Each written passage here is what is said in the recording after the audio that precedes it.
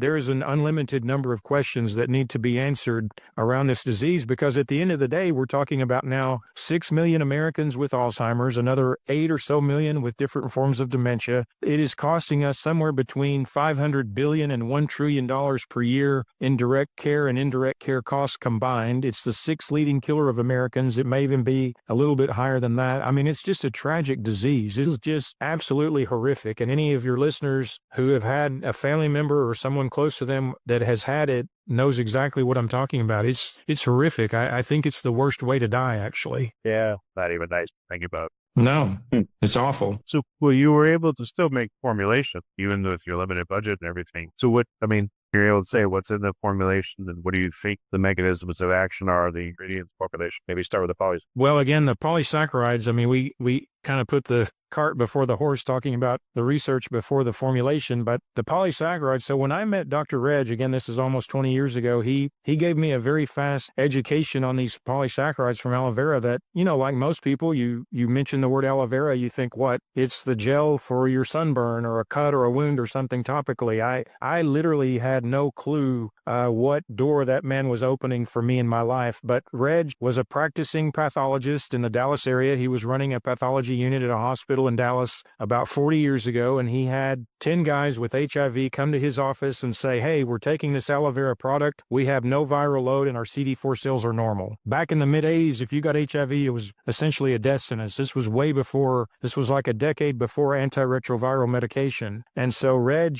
had no interest in nutrition. He had no interest in dietary supplements. He thought he was basically being pranked, but fortunately those guys would not take no for an answer. And so Reg ended up getting together with some of his veterinary friends. He couldn't get any of his physician friends interested. They thought it was nonsense, but his veterinary friends at Texas A&M got interested, and they started conducting research on what this aloe vera polysaccharide was doing. And it turned out it was just antiviral, it was antibacterial, it was immunomodulatory, it was anti-inflammatory, antioxidative. I mean, it had just all these incredible effects that they were finding mostly in animals, some in humans. And it went from there. I mean, he ended up leaving. He basically stopped practicing pathology and started practicing nutrition. But I don't know about you, and in Miami, we have aloe vera growing in our backyard, but I'm not out there every day snipping the leaves off and sucking down the gel. Number one, it tastes nasty. You couldn't even do it. Most people wouldn't. They would think it tastes disgusting. And number two,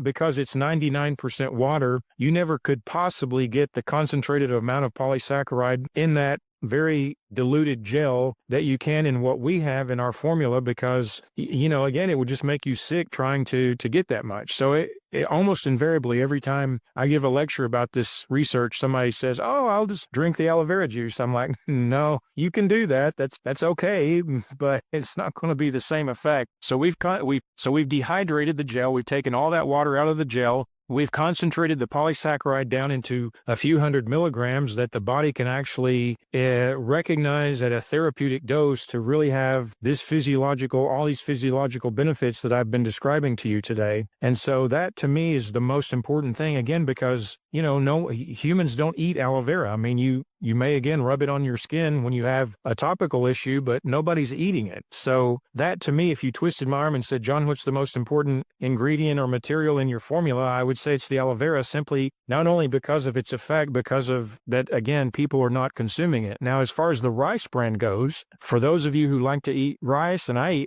eat brown rice pretty much every day, brown rice has the rice bran on top of the white endosperm.